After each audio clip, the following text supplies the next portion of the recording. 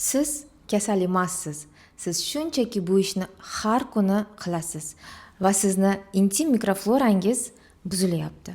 Agar sizda achishish, quruqlik, jinsiy aloqa paytida og'riq va tez-tez молочница, ya'ni zamburug' kuzatilsa, bu videoni oxirigacha ko'ring. Ko'pchilik ayollar o'ylashadi, bu psixologiya, bu mani gormonlarim va men o'zi shunaqaman, shunaqa yaratilganman deb.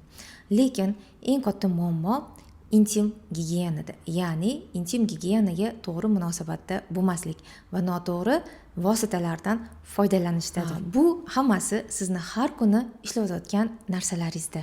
Ko'pincha og'riq keltiradigan vositalar bu agressiv, hidli, xushbo'y intim gellar.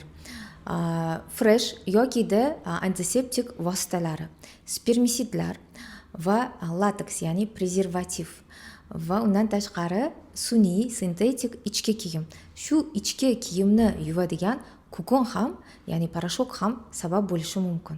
Bular shilliq qavatni quritadi, himoyani kamaytiradi va tana bu narsalarga, bu vositalarga og'riq bilan javob beradi. Siz tushunmaysiz, nega menda og'riq bo'lyapti, nega achishish, nega quruqlik, nega mikrofloram buzilgan. Mikroflorani o'ziga oddiy suv bilan yuvishni o'zi kifoya. Mikroflora Alloh taolo shunday qilib yaratganki, bu bir mo'jiza. Uni o'zi bir hayotga, ichida bir hayotga ega.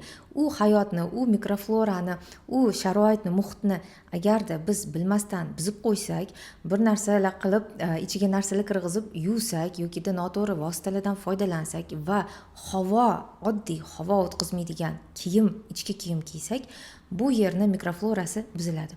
Bunga yechim oddiy suvdan foydalanish va to'g'ri intim gel ishlatish. Agarda prezervativ, lateks yoqmaydigan bo'lsa, uni turini o'zgartirish. Sun'iy ichki kiyimlar bo'lsa, ularni barchasini tabiiy matolarga o'zgartirishni tavsiya qilamiz. Va undan tashqari ortiqcha kimyoviy narsalarni o'zingizni bытовой hayotingizdan olib tashlashingizni o'zi ham yetarli. Mana oldimga kelgan patsientlar, ya'ni ayollarga men nima tavsiya qilaman?